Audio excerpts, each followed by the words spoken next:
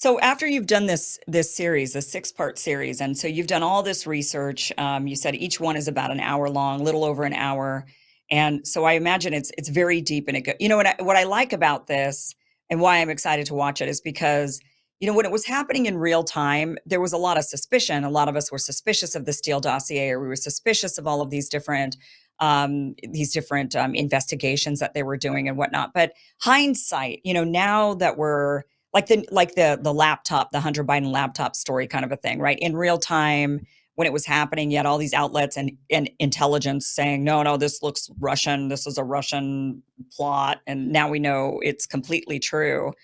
And kind of going back in time and looking at it from the lens that we have now. And, when we were going through all of this with the Trump campaign before the election, after the election, all the way up until Joe Biden well, really, even it just has continued on. I mean, they've gone after this guy in every single possible which way with lawfare and assassination attempts. And I mean, they've done everything to thwart Trump. Um, Now it's going to be interesting to go back and examine, especially the things that a lot of people have it fresh on their mind, the assassination attempts and the lawfare. But going back to the beginning, Carter Page and George Papadopoulos, and these names were all over MSNBC. All Rachel Maddow could do all day, is there George Papadopoulos, Carter Page, right? Just nonstop for years. And Russia collusion, Steele dossier, tax documents, like whatever, right? And now, and we were so wrapped up in it, but now looking back at it and to go back and re-examine it, knowing what we know now, I mean, it's got to be, I would think, jaw-dropping and shocking. At the time, like I said, at the time, you're suspicious. You think, I don't believe this, but we don't know. But now we know. Now we know, and we could go back and watch this and be like, this is just outrageous. It's outrageous. Right. Right.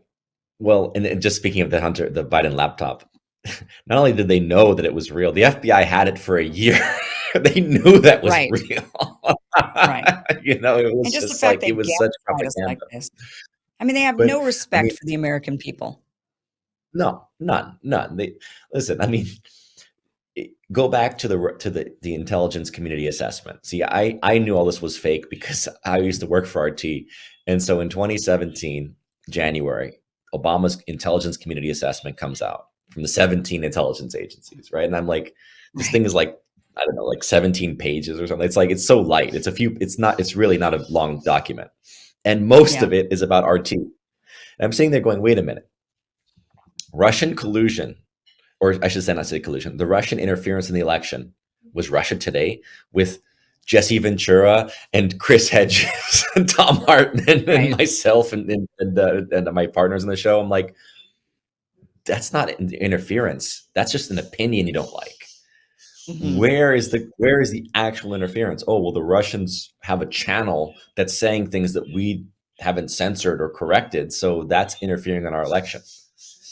Yeah. I'm like, wow, this is what you guys have, really. This is it. Where's the collusion? Where's the actual, like, interference in the election, as far as real interference, or I should say, like, you know rigging voting machines, hacking voting machines, Right. Right. that kind of stuff. Okay, they hacked votes. Okay, that's interfering, not Right. like Facebook ads.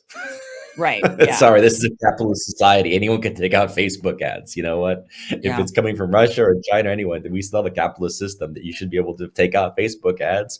And if people say, "Hey, I saw this Facebook ad, I'm now going to vote for Trump," well, that's where we are as a population. If you really think people Right. are that dumb, then guess what? Then we've got a problem in our country. Yeah. Where do you think, now that you've done all this research and you've got this massive documentary series coming out, do you think, with everything you know and everything you've researched and everything you've read, do you think, and all the people you've talked to, that they're going to let Donald Trump back into office? So here's what I think. I think that we're going to see something potentially similar to 2020. There might be some emergency that comes before Tuesday. I'm not even positive that there will be an election, or something might change by Tuesday. But let's say things Hmm. go through Tuesday. we're going to have Trump win, and then we're going to see certain states take a week to count. And therein is the rub. And that Yeah. is terrifying. And I think it should terrify all Americans because guess what? You know, if you don't, in the past, I was worried when I thought Kerry had the election rigged against him. I didn't think the Gore Bush outcome was fair.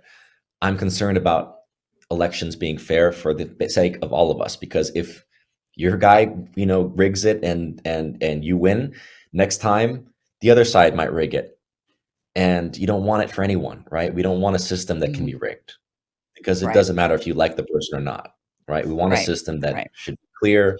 Everyone should be able to say, look, here is a blockchain or whatnot. Here's the signatures. Here's your voter ID.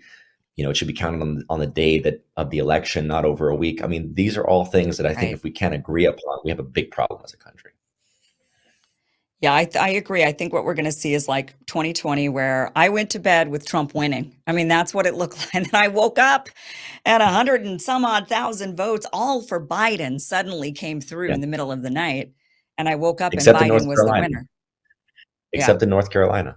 And you go back, it's very funny because it's part of our series. We go into Rudy's case and how he, some of the issues that he raised. But in North Carolina, of all the states that stopped, remember, all these states stopped counting for the first time in my life. Yeah. North Carolina was the only one that did not see a surge. Every other state, every other county, I should say, not state, but those counties that were Democrat controlled counties, all saw huge spikes of 300 plus thousand. In the case of Pennsylvania, 700,000. It's like, come on. Just ridiculous. I mean, and then what they did and how I knew, at first, again, it's kind of like hindsight's 2020. At the time, I thought, well, this is really suspicious. I mean, I don't know how this is possible that suddenly Biden wins when I went to bed with Trump clearly winning. And then what did they do? Immediately right after that, anybody who said anything about elections not being legitimate were censored. I mean, they just ripped us off the internet. I And the lost my more they YouTube did channel. that, right, exactly. I Yeah. mean, people lost their YouTube channels. They were really anybody and everybody. If you said anything like that, that was it. You were done, and that to me solidified it. They did so. I mean, and now I do think they did something, and I don't think they're going to let Trump win again. I don't think they're going to.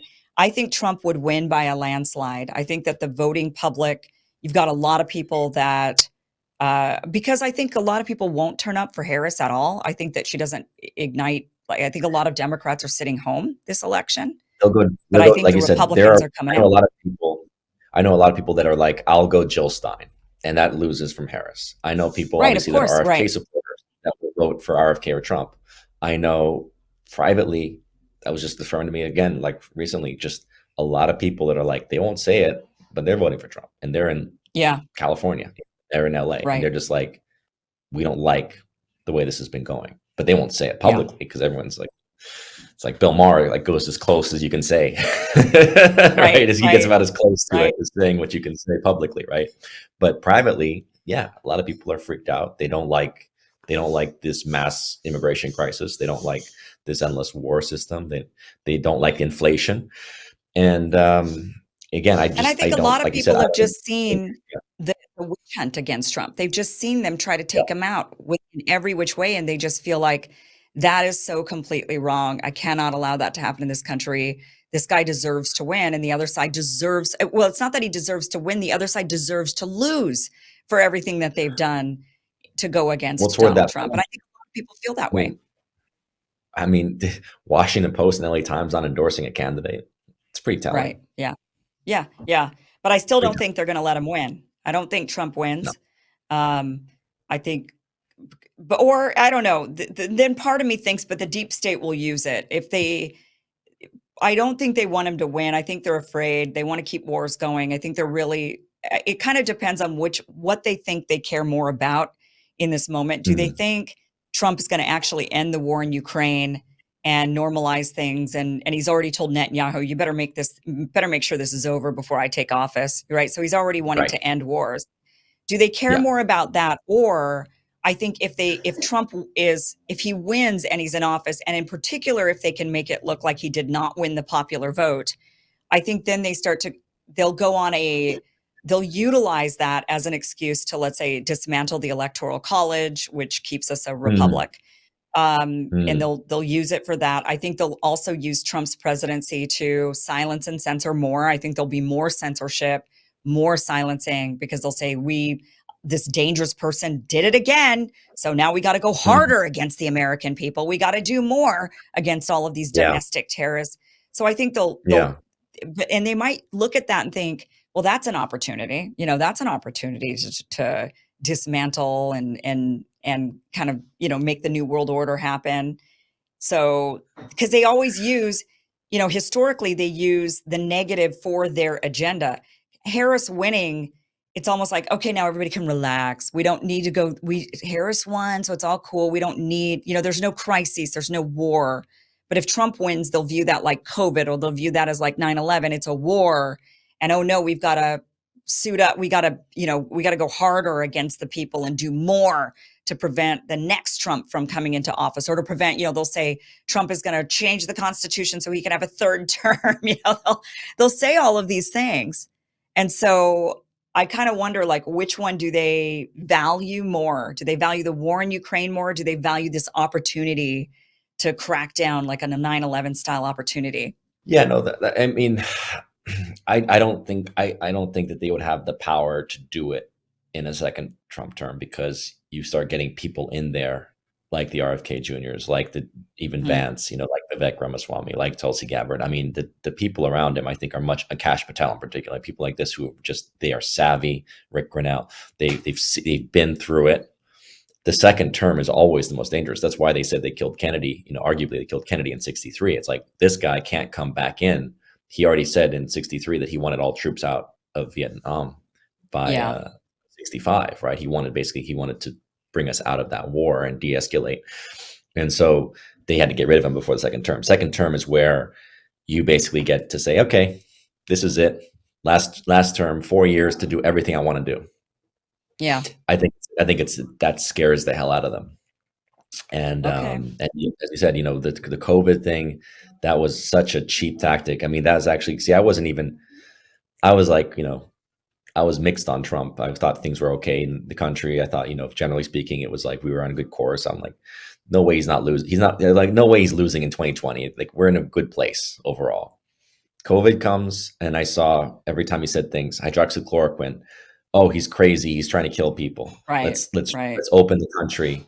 He's a madman. I mean, that's when I just lost it. I'm like, wow. He's trying to get us back to a place of normalcy for the vast majority of us who are not in danger of COVID. Yeah, sure. Small percentage of population, protect.